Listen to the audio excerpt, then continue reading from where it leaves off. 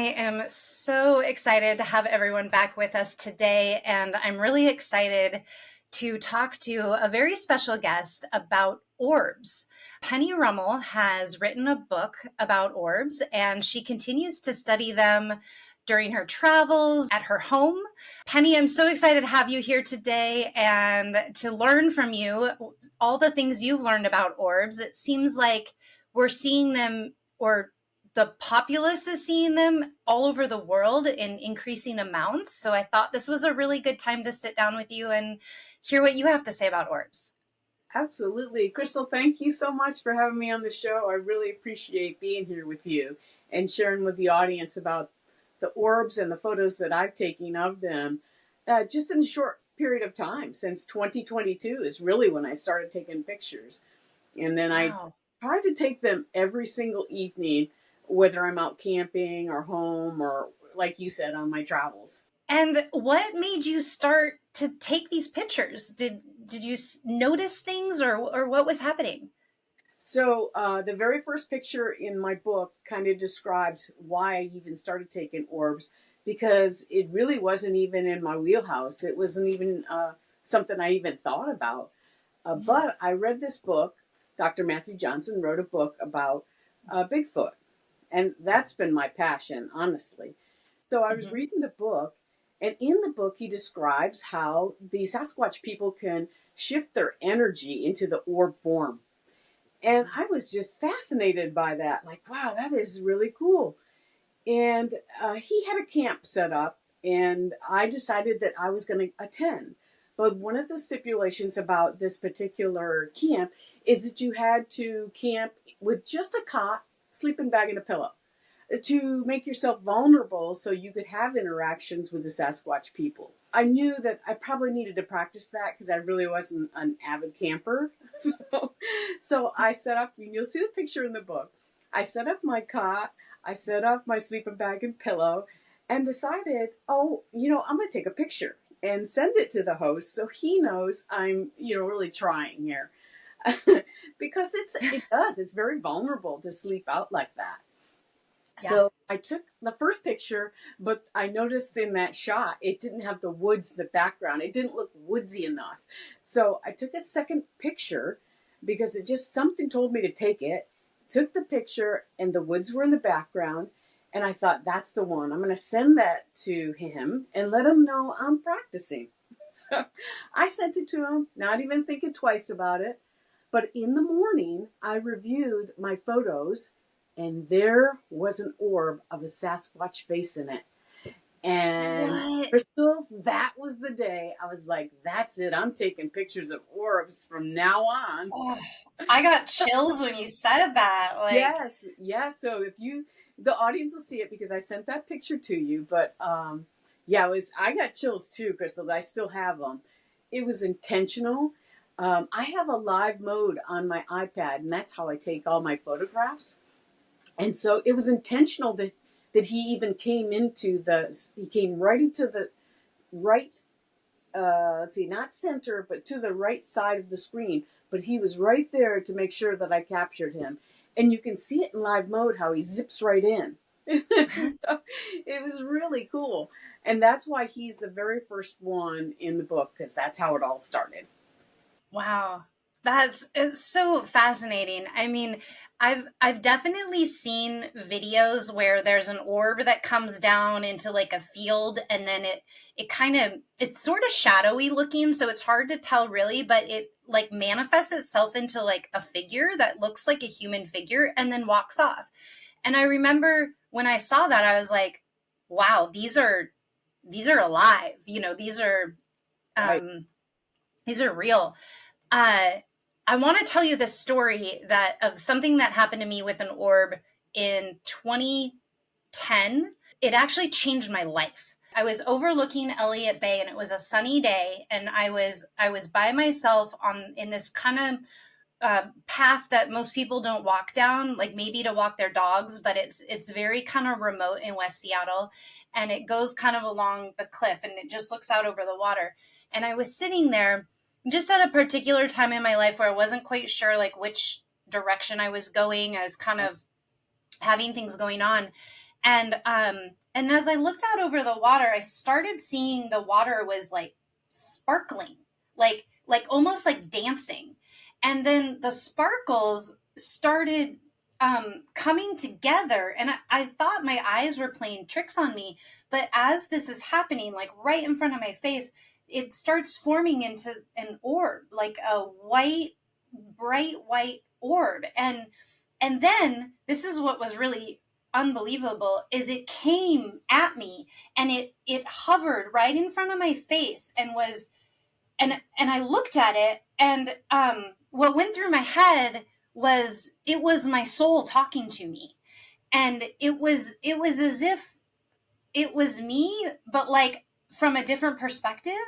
And it was like looking back at me, and it was just kind of swirling around, and then it went off and split in two and went two different directions.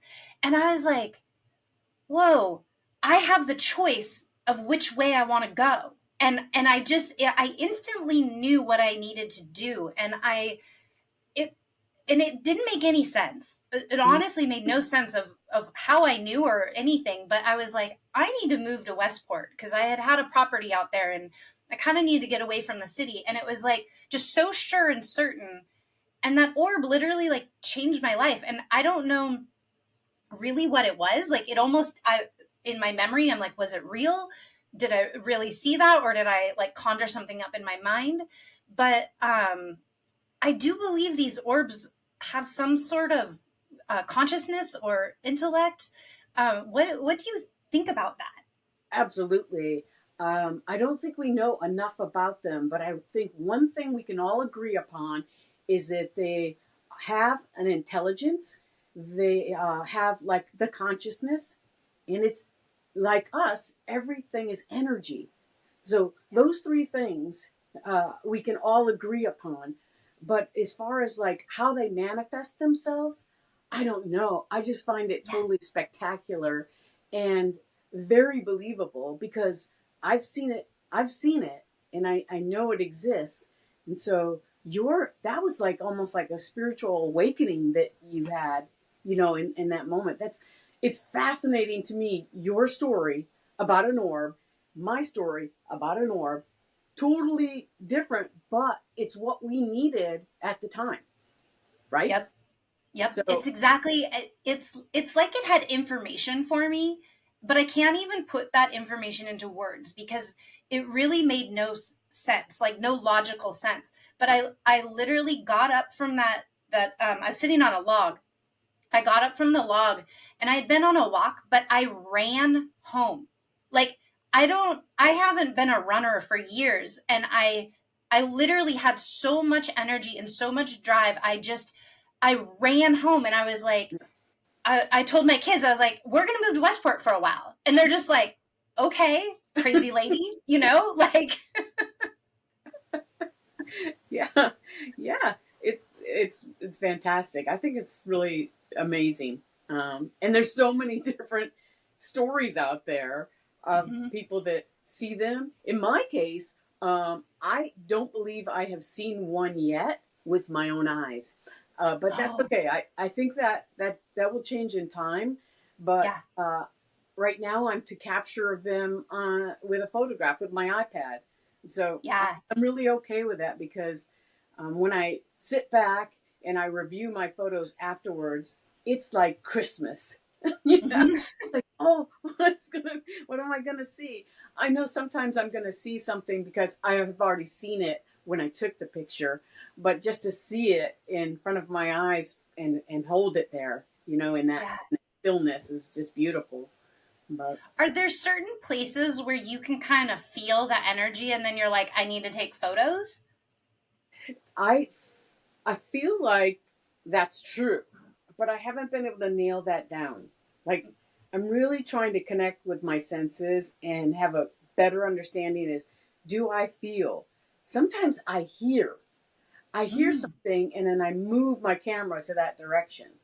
So in that regards, I think I'm paying attention. I do have awareness, but as far as that feeling part goes, and I'm really trying to hone that in and really Well, be.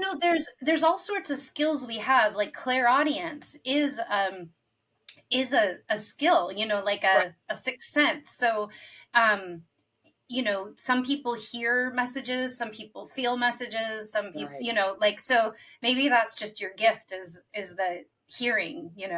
Yeah, but I wonder if sometimes, Crystal, I wonder, is this something like my dogs would hear too, or is this something my husband would hear as well if he was out here with me? So I'm not sure, but I do agree that we all have different gifts, and it's important for us to hone them. And some of us already have them intact. That's awesome.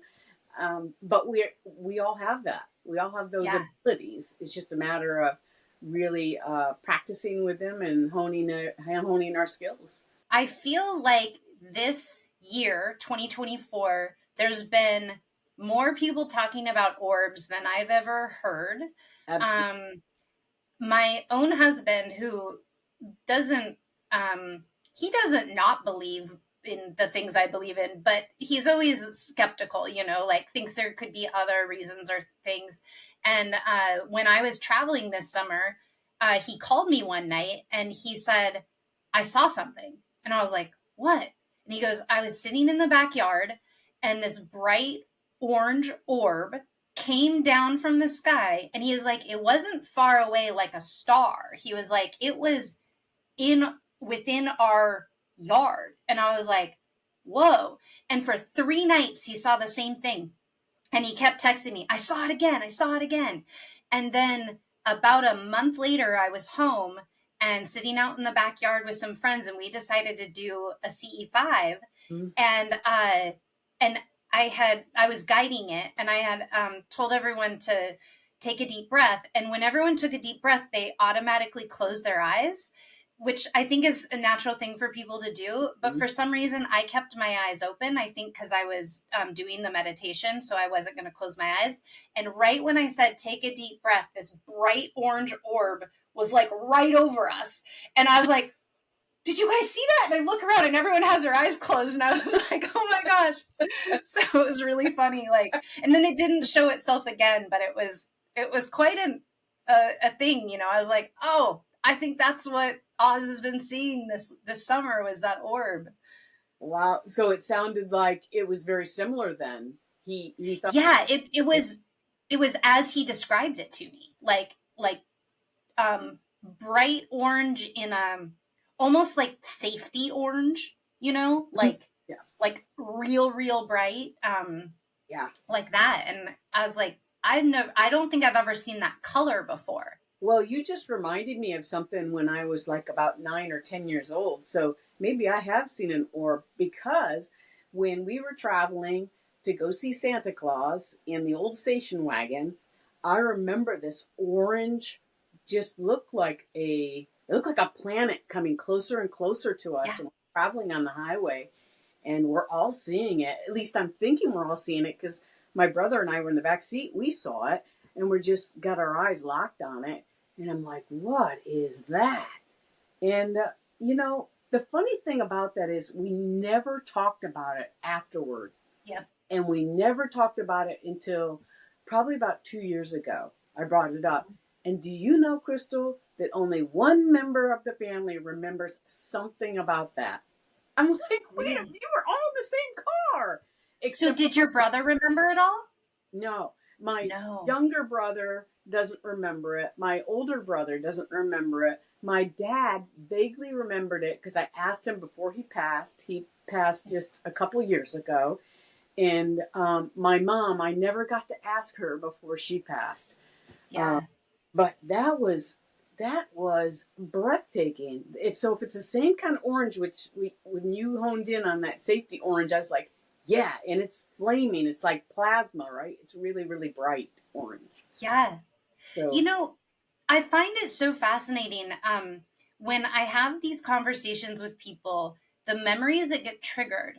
I believe that's why telling stories is so important because, our mind is a kind of a funny place. Like we, choose the memories we want to remember yeah, until we're triggered by something that like brings it out, you know? And I thought that I had never seen like a spacecraft before 1996, which I was maybe like 18 or so at that time. And but now, as I've talked to people and people have told me stories of things like that happened in their bedroom as a child, I was like, wait, I thought those were dreams, you know? Yeah. And then I'm starting to wonder, like, maybe those weren't dreams. Maybe those were actually like encounters I had that I was just calling it a dream, you know? Yeah, I'm laughing because I'm thinking about the rest of the populace and all the people that have also thought, oh, I thought that was a dream too. Well, and Yep. it very well could be, but some of it may not be a dream. You may be lucid dreaming, you may be OBE, you may be out of your body and really experiencing something profound, right? Such as Yeah. being on a craft or being in the presence of other beings. It's I just love this whole topic, and it's like my heart just pitter patters, and my soul is totally like into this. It's like Yeah. this is the direction. I definitely believe this is something that that is necessary for like opening up our consciousness, and the fact that you document the orbs, I think is really important because it's showing and especially like having your book, it's showing people and giving them a gateway to like explore. Thank you. I want to say also, Krystal, that I really appreciate you and your ability to sit down and or stand up and have these conversations with people because it is important. This is the time to start waking up and really tapping into consciousness, our awareness, meditation, all of that. So you're helping little spoonfuls Yeah. by allowing people to do that, opening themselves up more and more. So thank you for having this show and all the other things that you do to bring people together to have these important conversations. It's so good. Oh, thank you. It's, you know, it is a passion of mine. Like it truly, I love doing it. I love having those events where people come and tell stories that I know aren't easy. Right. So I really try to like create a safe space. So even if someone's telling me some outrageous, crazy story, it's like, you know what? There's things to learn from this. This is real. It really happened to them, and they're needing to get that off of their chest. Maybe it's a healing process. Yeah, and it's also another seed of opening up, opening yourself up to even more. Okay, I'm able to speak about it, and then maybe more will come my way. I can handle this much more, whatever it is. But we all are, I believe we're all on that journey. It's whether or not you're open to it. I think the universe is definitely speaking to us, and we are trying to communicate back by these simple things like having these interactions with orbs, right? It's a very soft and gentle way to bring us into this phenomenon. That's what I liked about the book, to be honest, is that it's just a gentle way to open people up, open their hearts and open their minds to the possibility of what else is going on in this and beyond this 3D world. I call it infinite possibilities because, you know, our minds make up all these situations and things, and I can think of even the things I think the orbs I've encountered are, but in reality, I don't know. You know, like I know how I felt when I encountered certain things, but like I don't really know what it was. You know, I don't have, we don't even really have words yet to describe like what these things are. And I know you said that there are different types of orbs. Can you explain to me Yeah. that? Yeah, I will explain to you the different types of orbs, but I'll also tell you that they're all connected. Everything is Okay. connected. And I've had to kind of relearn that because I was speaking with a mentor of mine, and she's like, "But Penny, they're all connected." And you're right. You're right. So the orbs that many people are seeing, I am not seeing these types. You can actually see, and you and I described them just a little bit ago. You can see them with your own eye. Is the orange, the green? They're almost like a plasma orb, or if you Yep. will, entertain a craft or a being inside of them. Okay, and that's Mhm. not to say that the orb photos that I've taken don't have beings inside of them. It's not that, but it's just that that type of energy is coming in and can shrink down in size, can expand in size. I don't understand that. I don't understand the time space whole thing. I would love to, but I And know they can split. they can split. Yes, Yeah. and they can split, and that reminds me of my MUFON background because I've had so many cases where people have seen them split, and so it's just it's very fascinating to me. It's just those aren't the type of orbs in which I'm photographing. Um, Now, those orbs also come in to people's homes. Those same types can Yep. come to people's homes, and then they can expand. And as you talked about just a little bit ago, can shift into a being of Mhm. someone or of some being that we may or may not seen before. It may be benevolent or malevolent. We don't really know, but we definitely can tune into our own feelings and really get a sense of that. You go with Yep. your gut, you go with your instinct, and you can tell, you'll know. Yeah. So those kind of like I call them like plasma orbs because it's all that I can come up with are Yeah. a little bit different from the orbs that I've taken photos of. Now I think I have a couple of them, and I don't think they're in my book. I have over 22,000 photographs because every night I take so many pictures. That it's not to say that I capture orbs every single night, but um, there's so many pictures that I need eventually to go into my iPad and clear it out before it, breaks in half or something. But going back to the orbs in which I photograph, they are of, I'm going to call them nature spirits, animal spirits, Hmm. um, many different types of spirits. It could be beings. And as you know, the first photograph that I had, Sasquatch beings can be part of that and shift in their energy. I think anything can shift into the orb and present itself the way it wants to present itself to each individual person. And I know you know this too, that one person can see it this way, it's this color, and another person may see it as a different color and actually maybe even see a face. So sometimes we're seeing different things based on our own perceptions. Yeah, and that's so true because we all have a different lens. Like I take pictures of bird poops that I think look like shapes.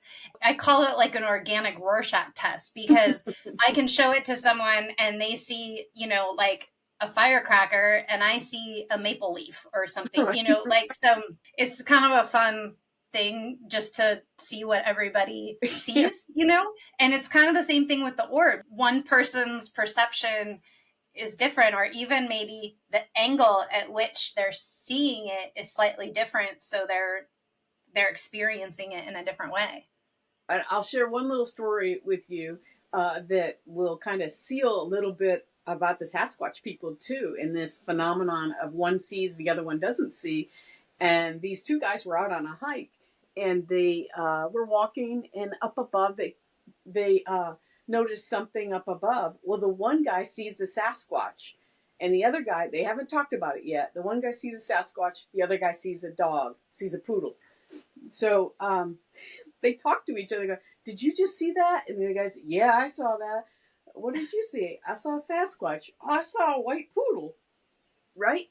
It's like it's almost like the communication can come back to this is what you can handle. This is what you can handle, Yep. and that's what you get. It wasn't meant for you to see the Sasquatch, but it was meant for you to see the Sasquatch.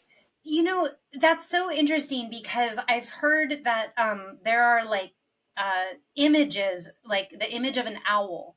A lot of times, if people see an extraterrestrial, they see in their mind an owl. I don't know if it's the big eyes or whatever. And when I was talking to Whitley Strieber, he said that when his first reaction when he saw a gray in his bedroom, he thought it was an owl. And he thought, how did this bird get in my house? And so I think it's just the mind, that's kind of what ontological shock is that you don't have words to describe what you saw. So you have to revert to something to be able to communicate. Right, right. To let your brain process whatever that is, because some psyches can handle this much, others can't. But there's another phenomenon that plays into this too, Krystal, and I think Whitley did a great job talking about this, and that's screen memory. Sometimes the beings, whether it's a Sasquatch or it's a gray or whatever being it is, because they know you can't handle it, will put a screen memory in there so that all you remember is that owl or, whatever it is. Yeah, maybe to not shock you too much. Right. Yeah, I think it's yeah. I have to say, like, I think a lot of memories I have from when I was younger were repressed by my own self to not, like, be too shocked, because it's traumatic. And when, I was raised always people saying aliens don't exist, so, like ghosts aren't real, like all these things. I don't know, just the people around me, that's the things they would say. And so I really had that ingrained in my young memory that this stuff couldn't be real. But in reality, I was experiencing these things. So it's like, I didn't think that could be real. So I'm not going to talk about it. I'm going to push it back. Like, oh, that's not real. Just save that for another day. Yeah. Yeah. I think a lot of people, especially with the investigations and cases I've worked with MUFON, a lot of people that are experiencers did exactly that. Oh, you were just dreaming. You were just having a daydream or whatever. But then they as children tend to push that back. But you know what? The truth is, children are so much closer to that, to the what I call the veil. They're so much closer that they're actually seeing what they're seeing. It's just the adults can't. So the adults are the one that are squashing that beautiful thing that shouldn't be squashed, so that the adults can learn too. But like you said, it's part of our society to, oh, we don't see it, then it's not real. It's just a dream. Yeah. Sometimes I almost feel like science is constricting, because, like, the scientific method is supposed to be continue testing and continue, but it seems like at some point science sort of reaches a spot where people are like, all right, this is real, this isn't. We've tested a lot, we think that, but it's like, I kind of think we need to keep going, Yeah. And a lot of people are, quantum physics and that is proving a lot of these things that weren't real as actually part of a universal law of physics that we didn't really realize. I do think that that's changing. I think in 2024 we've seen some movement toward the quantum and having a better understanding of it. Quantum healing, past life regressions with quantum healing. And I think 2025 is really going to bring us into a healing age. I think it's going to be pretty exciting.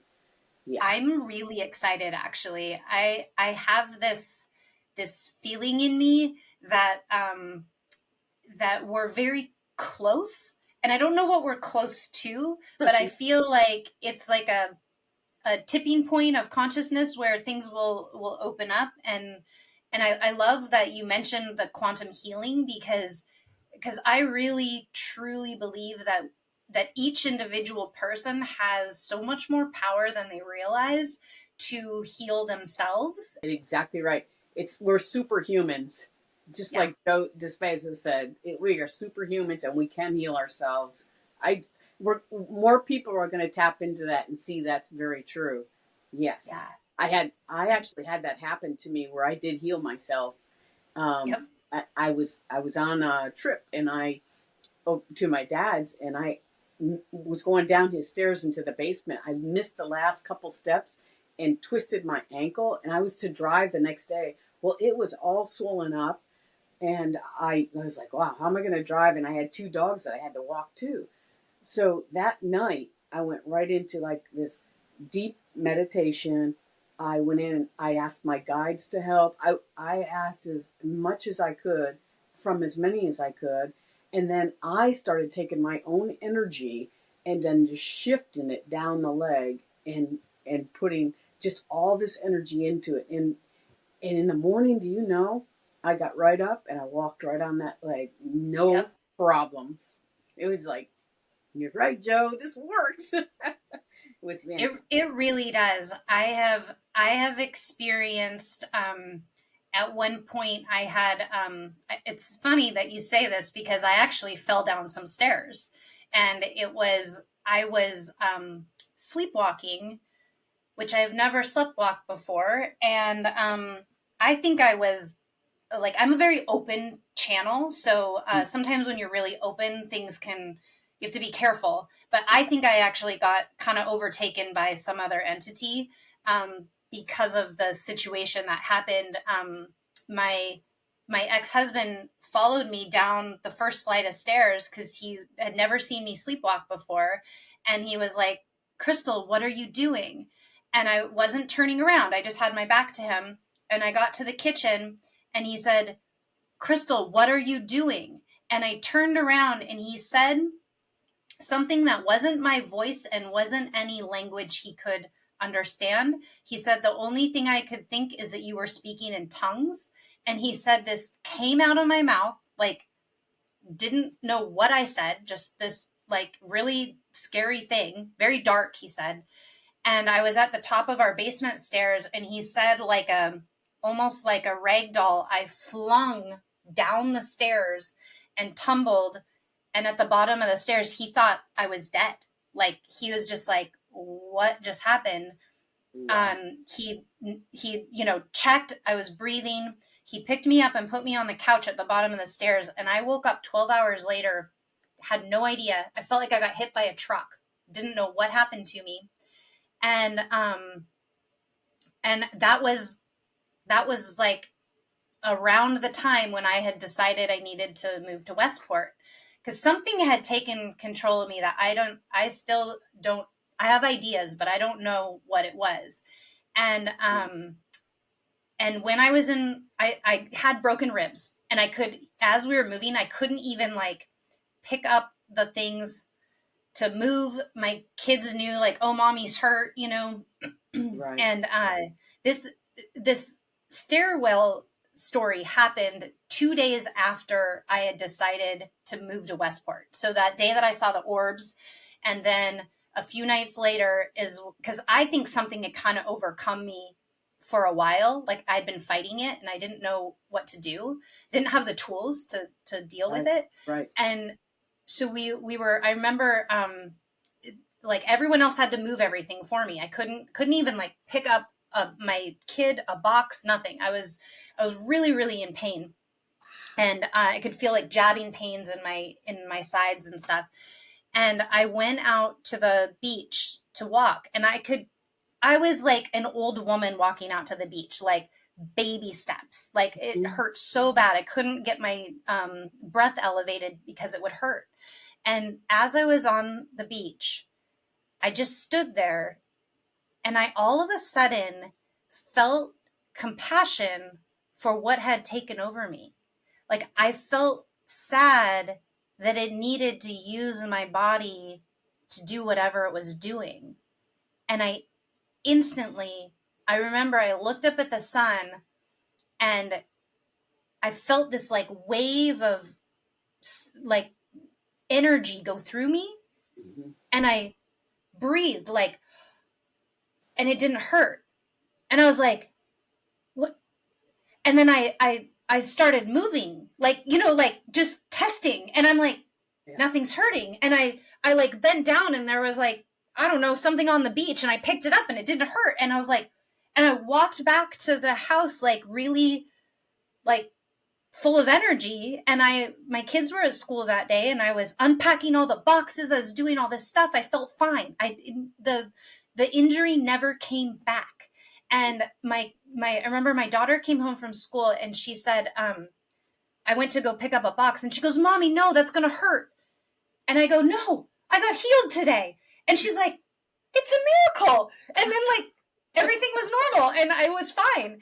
But it literally was instantaneous healing. And I think it's possible. Like, I don't know. It had something to do with that emotion of compassion that I had, though. It's the only thing I can relate it to, because it was the only thing that shifted in my own being was that emotion. So Yeah, I think you bring up a really good point with compassion and love in terms of healing. Well, love is the highest frequency, right? So that would really make sense that love is the answer in terms of healing ourselves. Yep. So, yeah, that very much makes sense. But also makes sense in terms of your interactions with different beings, in that you have this love and compassion, whether it's good or bad, right? We have yin and yang, so we have to balance those. We can't, we tend to do this in our society, say, this is bad, this is good. Okay, we don't want to deal with the bad. But no, that's what causes the balance in life. And it took me a long time to understand that and realize, oh, that's necessary. It's necessary that we're here on earth to learn the lessons we need to learn. And in order for that to happen, we need that balance of this fear or this darkness, and then this love and this light and this compassion.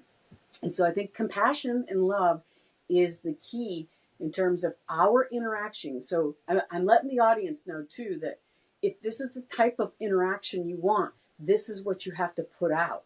So when you put that out, when you're having a walk in the woods, or you're taking photographs, or whatever it is that you want to interact with that's beyond the 3D, put love in your heart. Just remember something that's very loving to you, and have that up here. So there's this coherent brain and heart connection, and that you carry with you as you explore our beautiful world, and what we cannot see and what we can see. So I think you're right. The healing modality is all about the love and compassion. That frequency is huge. it is. It really, it can shift you, like, because I think before that day and that moment, I was fighting that being. I was like letting it sort of do whatever it wanted to, but I could tell I didn't like that, so I'm fighting it. But then the moment that I felt like this really deep, it was a profound feeling too. I remember thinking, like, it's so sad that it needs to use someone else, another, I really felt like sorry for it, and just this really deep compassion. And I think that a lot of times, we don't even have compassion for ourselves. I I think that it's something that I've been able to really learn how to do, but I see other people struggling with, like negative self-talk, or things that they might be saying to themselves, and they don't realize that is actually causing a lot of the problems in their own lives, is that they're causing it, in a way. Right. Yeah, I say this very simple saying, but it's not easy to do, but it's live in the flow, right? Just live with the flow. Oh, that rubs you a certain way. Just flow on by it. Just let it go. Oh, that person just stopped real quick on their brakes and you had to slam on yours. Slam on your brakes and go with the flow. We don't know why they stopped. We don't have to get angry. Just go with the flow. And it's not easy, but if No. you do that with everything, and it's probably what all the yogis did, right? They flowed. They flowed through that. And that is where all the synchronicities come in, right? Yep. When you're in that flow, and you're part of my flow too, being able to meet you. We don't have to go into how we met, but that was a synchronicity. It was beautiful. When you're living in the flow, all those synchronicities come about, and it's amazing. It's really true, because things happen that, like, I don't even think were possible, or I'll think, wouldn't that be cool if that could happen? And then all of a sudden something even better is happening, like it's really, I don't know. Like, yeah, the synchronicities are like the magic part of being on Earth right now that I think are really cool. Yeah, there's a topic that I am totally fascinated with, and I've been fascinated since my early 20s. And it's about near death experience, NDEs. I can't get enough of them. I read the stories, I watch the podcasts, I'm all a part of that, the NDEs. But the one thing that I take from these near death experiences, especially when the person's about ready to, to transition over, or so some people say cross over, they oftentimes hear a voice that just says, let go, especially with drowning. People that are drowning are struggling and they're fear and they're panicking, right? And they hear this voice, let go. Well, that let go is living in the flow.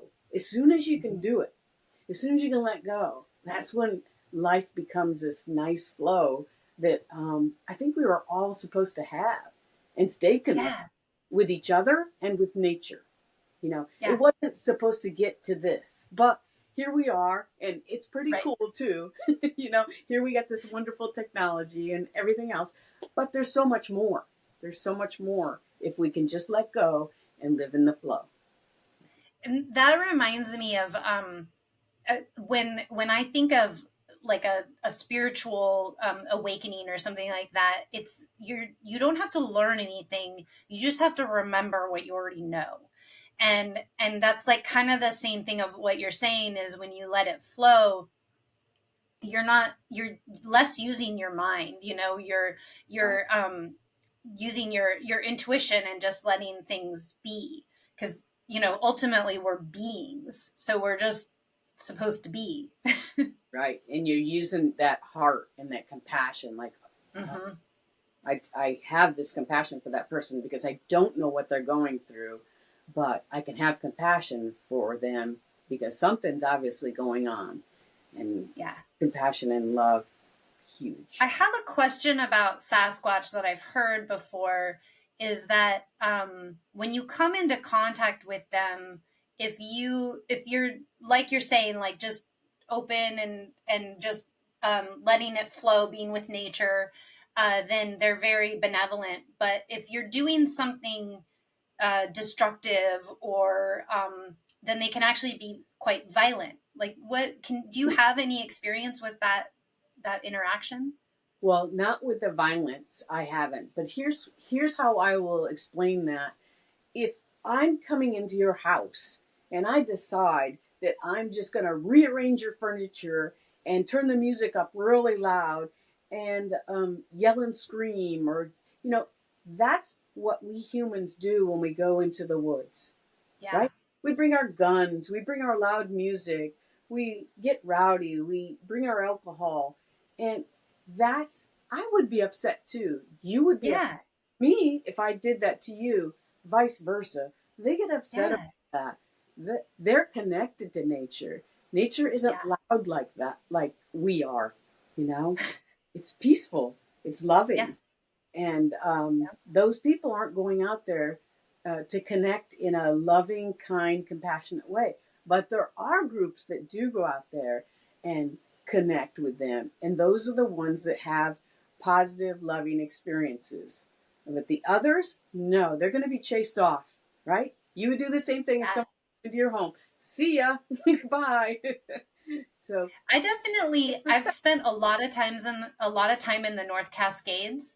Um, I was I went to high school in Enumclaw, so it's like right in the foothills of the North Cascades, Mount Rainier, and I've spent days out there backpacking with friends, and I've never seen a a Sasquatch per se, but I've definitely felt a presence that I felt as if we were being like watched, but in a caring sort of way. I didn't feel afraid of being watched. It was more like, oh, I'm glad there's something here kind of protecting us. That's sort of how I felt. Right, Um, and we were like, didn't even have cell phones with us back then. You know what I mean? Like it was, right, and then when I was in Russia in the Siberian wilderness of like the Altai Mountains, I felt the same feeling. right. And the people there had kept telling me stories of almas. They were calling them almas, Mm-hmm. and they were referring to them as like people. Like I thought they were like another tribe, like there's like the Altai, and then I was like, okay, then there's the almas.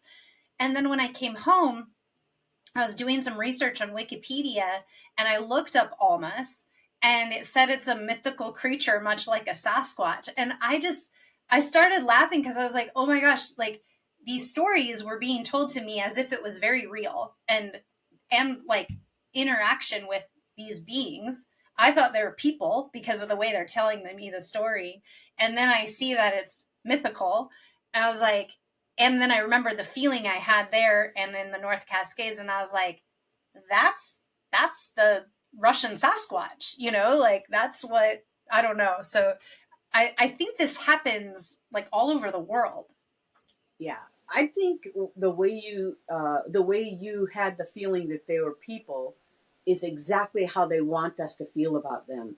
They are a tribe, they are a clan, Mm-hmm. and they are a people. Yes, they have a lot more hair on them than we do, but many of them look like us in the face. They have the Mm-hmm. human aspect, and so it's for me. I tend to call them Sasquatch people, and I may have dropped that in this conversation, but I'm going to pick it right back up. But they are the Sasquatch people. They're Yeah. they are a tribe, and the Native Americans, many different tribes had relationships with them, and at one point were connected with them, Big Brother, the Sasquatch people, and they were interacting. They were learning from each other. Right, Big Brother was teaching Mm-hmm. us how to do certain things in nature, so we could survive. And then that soon dissipated because we transitioned to a more modern, a more pots and pans and homes that are covered and all that. But that relationship, I believe in my heart, is very real. That we had that Mm-hmm. kind of relationship with the Sasquatch people. So yeah, we, I think we can gain that back, like as people get more reconnected with nature, because I feel like part of the problem of modern life is that like we are just so disconnected from a natural order, and I think there's a way to have a balance between living modern but being also connected, and having like connected in a elevated consciousness sort of way. Like I do think that's possible. yeah, I agree with you. I think it's possible too, and I actually think it's happening. Many people have relationships with the Sasquatch people now. They just don't talk about it. You think about those old farms and the farmers and the wives that were out there, raising cattle and chickens and stuff. They had relationships with the Sasquatch people. They didn't talk about it because they just saw them as the hairy people, but they Mm-hmm. treated them with respect. They sometimes feed them during harsh winters and treated them just like people. So I think those relationships are actually still there. There's pockets of that still happening throughout the United States and probably throughout the world. But yeah, I look forward to continuing my relationships with the Sasquatch people. As you know, and getting right back to the book, as you know, the first photo was of orb with the Sasquatch face in it. But since then, and you'll see in the book, that I have energy bodies of the Sasquatch people. One male in particular has visited a couple times and where I've been able to photograph and see him. And to me, I think to myself, wow, what a blessing that is to be able to see him. You know, he didn't have to do that, but he did. Yeah. He did that for me, and he came when I needed them the most on Mother's Day weekend, which is one of the first ones that I've captured, where my dogs had taken and separated baby ducks from the mama. The mama was already in the pond calling. Oh. Oh, we have a pond in our backyard, and my dog separated them and then um, uh, killed them, and it just tore me up because mom's crying for them. She's calling for them, but Oh. she doesn't know what's happened, and so Oh. it was really a tough weekend for me because not only did she stick around that night all the way up until the sunset, but she came back the next morning and was calling them Oh, in the pond. So it just tore me up. And yeah. that particular day he visited, and then I got this simple message of it's a circle of life. It's okay, that this kind of stuff does happen in life. It's Yeah. part of life, right? And Yeah. and nothing dies, right? We continue on. Right. It's Yeah, beautiful. Yeah. it is. That's the message I got from him. And then seeing him shift, which is really cool. The audience won't see this, and hopefully you do one day. But on my iPad, I can hit the picture, and you can see 1.5 seconds of the orb shifting into his body and his Ah, profile as he's sitting down back to the maple tree. So it's really wow. amazing. Super cool. The cameras can capture more than our eyes see. Like last night, sometimes we can see the northern lights from where I'm at. There was this glowing purple thing in the sky, kind of where I had seen the northern lights before, but when I saw them, they were green.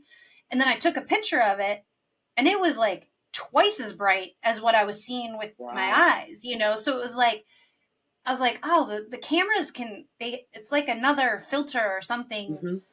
that, Yeah. they see different things. Yeah, when we saw the Northern Lights this year, remember that? And Yeah. oh, they're pretty, but the pictures were like fabulous. Right? Yeah. Wasn't what I was seeing. It was like the brightest of reds and pinks and greens. I was like, wow, Yep. this is just a breath of fresh air to be able to have these conversations just like this. Yeah, it is. Thank you so much for spending the morning talking and chatting. Um, there was one other thing that you had mentioned about when you photograph the orbs, sometimes like other things show up, and you kind of wanted to show people how to like dissect or wait, what's the Discern, word I'm looking for? discern, discern it. Yeah, Yeah, yeah, yeah. Like yeah. let's see, I had some pictures that you sent me. So you're saying this is an orb, but this was a spider web with dew on it, and this is a bug. How can you tell that that's an orb and not a. Okay. And that's a very valid question. And the reason I can tell that is because of the movement and the way it moves. And because I have the 1.5 seconds on my live mode on my iPad, and a lot of iPhones have that too, that I'm able to see it. Now, I'll tell you that at first I thought that spider web was an orb. But as I examined a little closer in that area, I could faintly see this like fishing line looking thing coming down. And I was like, Oh, oh, that's a spider web. Who would have ever thought that a spider web could actually look like an orb? But there it is, right? yeah. Right on So this. what do you think this is up in the, like, this one? That is an orb as well, right? Okay. Orb as well. You can see the bug, you can see the legs and all that. Yep. Yep. This is my trip to Egypt. Just that's the Great Pyramid right there. Do you think that's an orb? Oh yes, that Uh, was moving yeah. so fast. The energy, this one energy that came in, that's on the my left hand side, and I'm Yep. assuming the audience sees it as left too. See the line that divides it? It goes right down Yeah. to almost the top of the pyramid. Yeah. It was amazing. That's It's, an amazing photo. it's yeah. It almost looks like the veil, right? It's like split. There it is. Someone described. Well, and I know when I was in the Great Chamber, I felt like it was an energy place, and I had this vision of I was with 18 sound healers, and we were all like honing and humming, and I felt the sound go up and directly through the top of the pyramid, and Yep. I thought, wow, we're directly communicating with the stars right now. Yep. Like we're sending that like Right magnified out. right above the Orion belt, right in that Yep. constellation. Yeah, you were communicating with them. Yep. Right to the You, Pleiades. It's so exciting to be in Egypt. It's just like you get share. But yeah, to be inside the Great Pyramid was one of the tops. I often believe that it was sound and energy that goes up through that created that channel or that energy that the Egyptians used. I truly believe that each temple was built by a different star civilization. So like the Great Pyramid, I think obviously the Pleiadians, it points straight to the Pleiades.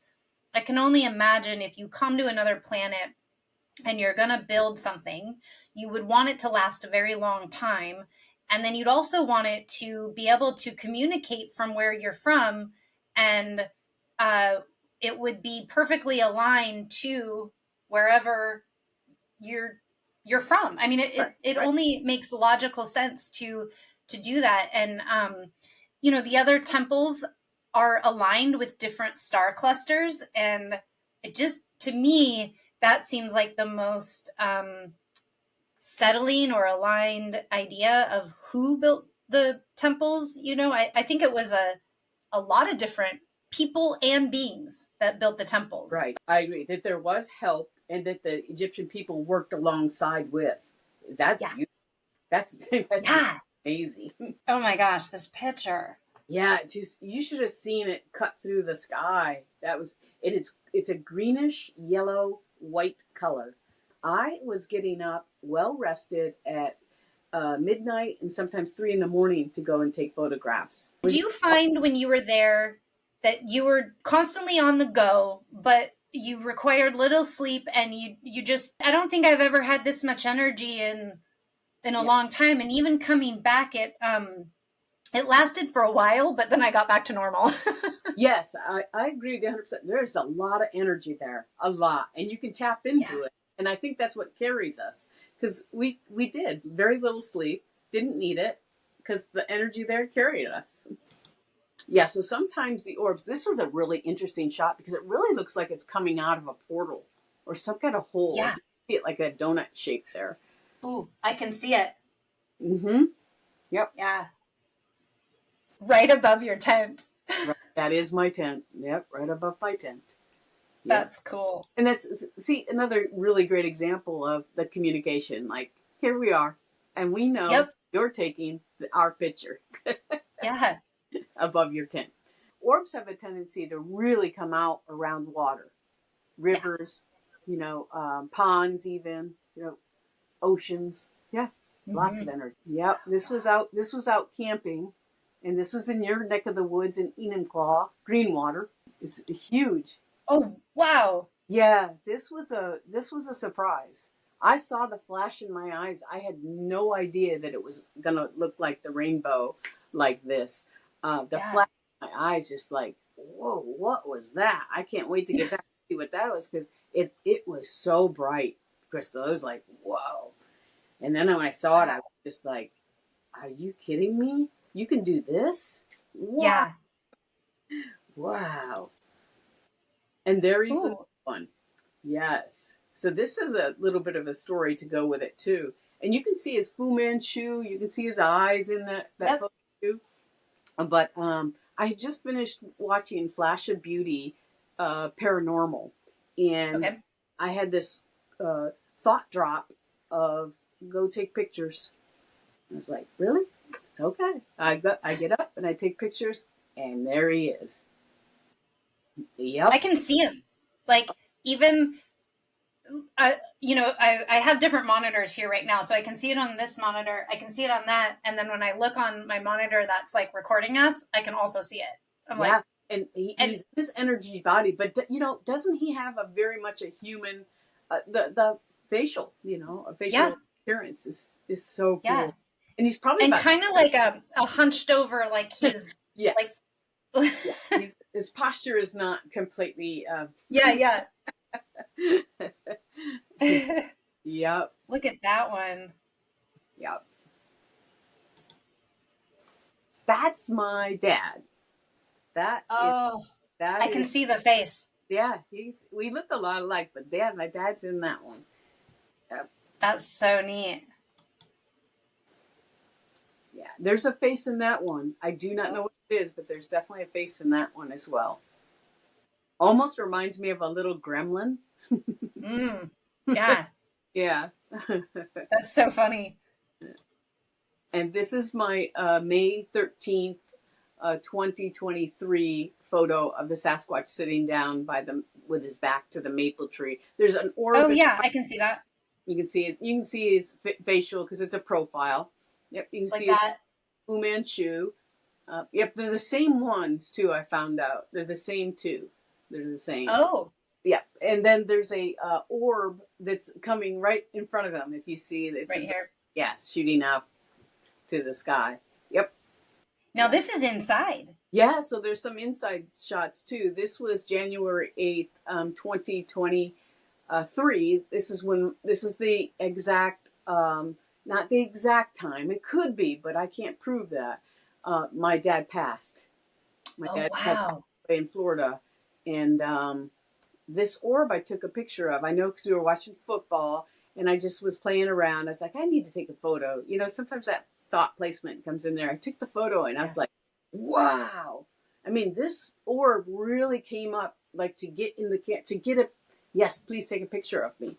So I was just impressed. And then an hour later, the phone rang and it was my brother. Wow. You know, That could definitely be, or even as you're passing, you're in between realms. And so it could be like during that time when you're you're in both sides of the veil. yeah. This is my mom. Oh. This is on Thanksgiving of 2020. Ooh, I think it's 22. And that's my mom. Here's another wonderful, like, some people think it's a pirate, some people, but when I saw it, I was like, I see my mom. And I casually gave it to my brother one day, handed him the iPad. I said, do you see anything in there that you know, anything? And he's looking at it. He looked for like 5 minutes and he hands it back to me and says, that's mom. Then I knew him. That, and I knew. We both knew it was her. So it's interesting. I see this is going to sound, I see a wizard. Yeah, no, that, and my friends saw a pirate, so. Yeah. Like when I first looked at it, I thought, oh, that's a wizard. I wonder, your mom must have been magical. Yeah, she's magical. This could be, but I have a photo of her that she has glasses on. You can see the glasses in that shot. Yep. And I have a picture of that particular moment in time. It's actually on her obituary. That's the same photo that she came in on. And so showing that, I was like, wow. That's so cool. Another rainbow orb. Yeah. Amazing. Yeah, they interact too with us. If you ask them, and I always ask for, the loving, good energy to come in and interact with me. And they will. They will. Yeah. Yeah. Definitely. That maple tree is very sacred. It's a very sacred tree. And I just found that out recently that our property has had many different types of ceremonies on it. And wow. So it's no surprise to me now that all these orbs are here and come here. Yeah. In terms of, we don't even realize our true potential in terms of our own energy that we put out there. Like you and I right now connecting, we're actually sharing energy with one another. And I think you could actually finish some of my sentences and vice versa because the energy is flowing so well. That's what it is, right? Yeah. That's what it is. That's the flow. That's what you're talking about. That is the flow. Right? We're being our true, authentic selves. We don't have anything to hide, nothing to mask. We're just being. Yep. I love it. And I think that's what causes me to be a bit of an open channel. Because like I said, sometimes things come in that I don't necessarily want. But I think it's because I get really open. It opens up yourself to the universe. Sometimes can be a bit of a scary place to be so open, but at the same time, I think that if you're grounded, Yeah, you do need boundaries. And I think universally you need boundaries too. So, absolutely. like you have protections. Like I've learned now with time of how to do protections for myself where I can still be open and have a protective bubble, I call it. Yeah.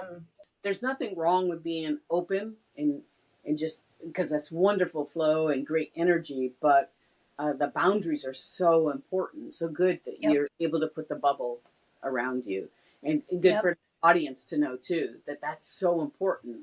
You know. It is. I want to say again, thank you so much for spending the time and chatting. I had so much fun talking to you today. Me too. Me too. What a great. I feel like we just were in Starbucks having a cup of coffee, just Totally. wonderful. And those are the interviews that I like to watch anyway, where there's great conversation going back and forth. So hopefully Totally. everyone feels that And way. I'll be sure to share the link to your book. Do you have 2 books out now, or No, you do? just the one book right now. I'm still working on my Sasquatch book that Okay. I need to get back on and start working. But I mean, I could probably do another book just of orbs with all the extra photographs that I've accumulated. But right now, I'm just gonna lay low with that one and really concentrate on my Sasquatch people book. So and all the different relationships Cool. I've had. Yeah, yeah. I love that. I'm excited for your new book to come out, but I will put links to your orb book, and I believe it's on Amazon, so I'll make sure that people can find it. And yeah, I look forward to all the creations that you make, and in divine timing, like no rush. I know how that is when you're working on projects. It's like you put this deadline on yourself, and you're like, I got to get it done. I got to get it done, but it happens when it happens. It's true. You go with the flow. It's just Yeah. it's been an amazing opportunity to be with you and be with your audience. So I thank you very much for allowing me to be here on your special Awesome. station. So thank you, Krystal. It really means a lot to me. I wanted to call you Kelly. I was like, what? Yeah. You know what? There's people that I went to high school with that still call me Kelly. And I ran into someone and I corrected them. I was like, oh, it's Krystal. And they're like, really? All these years I thought your name was Kelly. So, I was like, so I don't correct anyone anymore. Because I'm like, you know what? I have 2 first names. It's confusing. That's awesome. Thank you so much. What a wonderful afternoon, morning that this has been. Thank you.